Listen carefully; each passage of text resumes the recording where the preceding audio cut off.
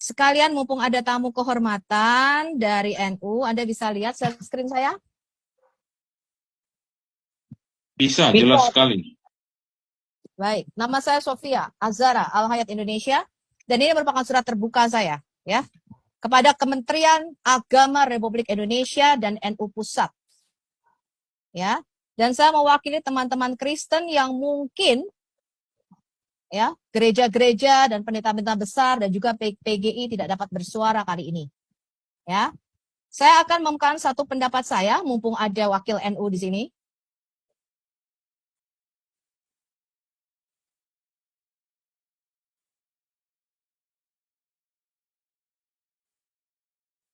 Saya mengajukan satu keberatan dan surat terbuka untuk Kemenak. Anda bisa lihat screen saya? Bisa, jelas sekali. Ini adalah Quran Kemenak. Ya, Anda lihat quran.kemenak.go.id. Kita lihat betapa Kemenak ini mengambil penafsiran. Ini yang saya bacakan adalah surah 7 ayat 157. Melakukan penafsiran agama orang lain, termasuk mengambil ayat-ayat daripada Alkitab kami. Ini Anda bisa lihat ini. Menafsirkan surat 7 ayat 157, mengambil dari kitab Taurat kami. Anda bisa lihat Kejadian 21, Ulangan, ya. Kitab Injil katanya karangan manusia diambil. Harusnya diambil dari Injil Isa, yang asli, yang diturunkan Allah kepada baby Isa. Jangan ngambil dari Injil kami, ini yang karangan manusia nih. Bisa dilihat teman-teman? Bisa. Iya. Nggak boleh ya mengambil tafsir dari kitab ayat orang lain. Dan saya tunjukkan sama Anda ini. Ini ngambil dari kitab Kejadian. Ya. Terus yang lebih parah, ini saya perlihatkan sama Anda, ini kitab Ulangan diambil. Ini dari kitab Yohanes diambil. Ya. Bukan hanya mengambil dan menafsirkan, tapi juga merubah ayat-ayat Alkitab kami. Ini saya perlihatkan ya. Sama Anda.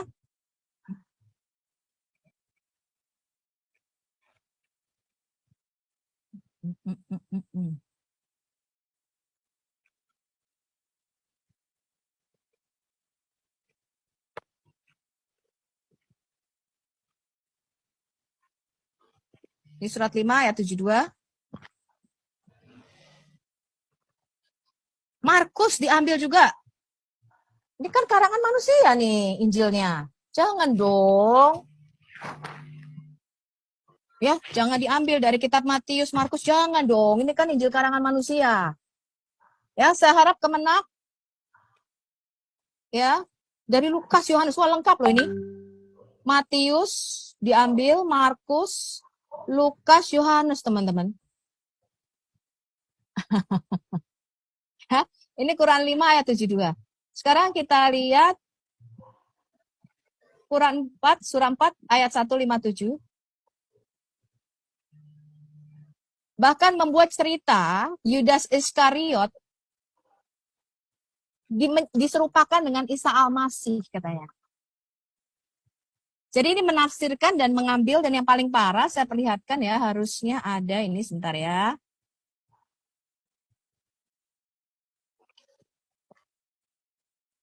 Anda mengganti kata, ini sama seperti yang dilakukan Yonatan Nandar, mengganti kata parakletos menjadi periklitos. Saya perlihatkan sama Anda ya. Mana ya, kemarin saya sudah catat. Nah ini teman-teman. Anda lihat ini? Saya perbesar loh ini. Ya, saya rasa Zoom sudah penuh ya. Yang lain nggak bisa masuk lagi. Anda lihat ini? Jadi ini sudah pemfitnahan dan memalsukan ayat Alkitab kami. Di dalam manuskrip Alkitab tidak ada kata periklitos. Apalagi diartikan dengan Ahmad. Nggak boleh ya lakukan ini. Saya sudah mengatakan barang siapa menabur angin, dia akan menuai badai. Ya, selama Anda melakukan itu, kita juga akan melakukan hal yang sama. Saya perlihatkan satu lagi, teman-teman ya. Ini yang jadi bahan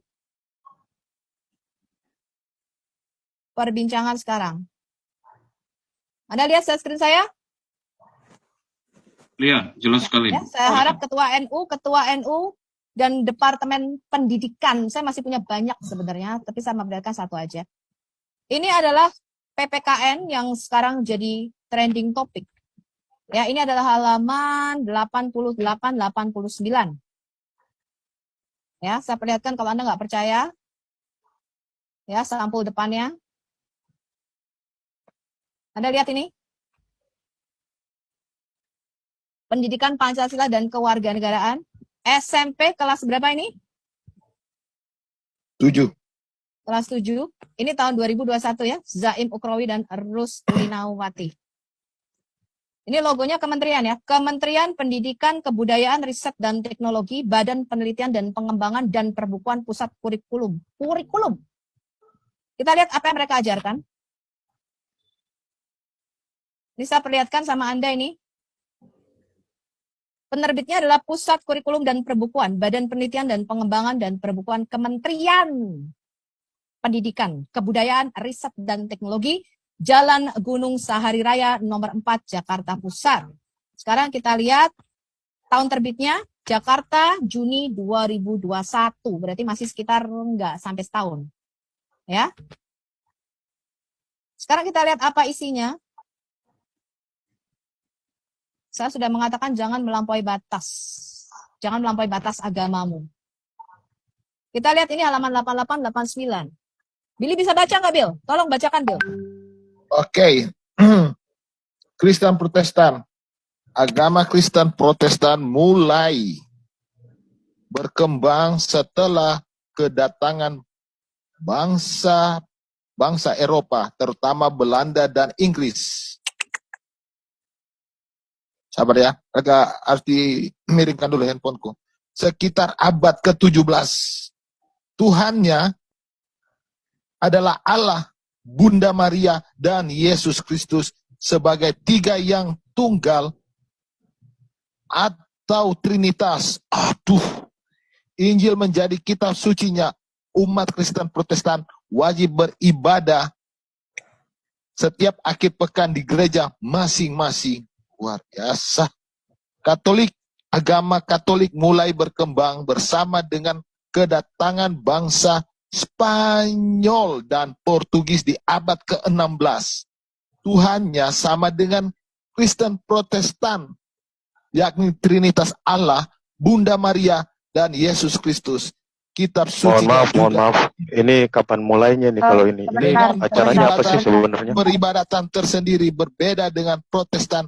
Umumnya Katolik wajib beribadah setiap akhir pekan di gereja Katolik. Yes, hidup toleransi.